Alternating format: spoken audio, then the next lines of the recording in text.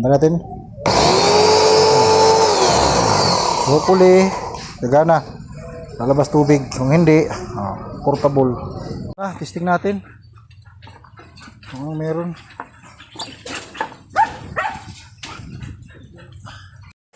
Ayan, tuloy-tuloy at tagas niya. Malakas naman, oh. Ayan, tuloy-tuloy yan, oh. Malakas yan. Ano ibig sabihin? May supply, no?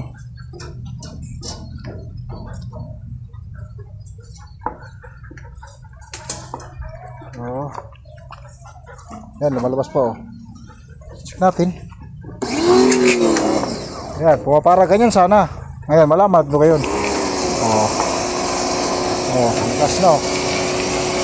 Kaya, kung area mo yung ano niya, trigger niya, dapat papara yung ano, machine. O yan. O. So nagawa natin.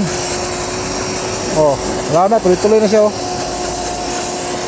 O. Higop na siya. O. Ayan, o. Okay. Yun, nagawa. Ibig sabihin guys, ang problema nun posible yung dumi lang, yung oil na napakadumi na grasa, tapos yung posible yung seal nya, yung ring nya, yung rubber, binaliktad ko na lang, tapos ano, dumi. O yan, no. Dati tuloy-tuloy siya, ayaw talaga siya mag ano, yan, pag mo mahina ang labas, tapos ayaw mapalong, ayaw mag-off yung machine. O yan, o. Mag-off na siya, o. O. O. Yun. So okay na siya. So yun lang guys, sana na sundan nyo. Sensyahan nyo na yung video kasi nga wala bang tagahawak at saka ano, wala na yung ano ko, yung holder ko nasira na. So at least ganun lang pakagawa, no? O ayan, o. O, swabe na. Lakas na, o.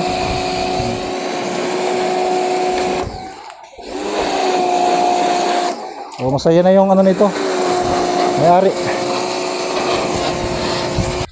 So yun lang guys, paki-like, share and subscribe na lang po. Salamat sa inyo. Yan, o, 100% okay na siya. So yun, nadali natin at di sayang yung effort natin. Yun, wala tayong iba, ang ginawa yun lang po. Kaya kapag may mga ganyan kayo, try nyo lang, ganun ang sistema. Pagka hindi, wala tayong magawa dyan. Okay, bye, salamat sa inyo.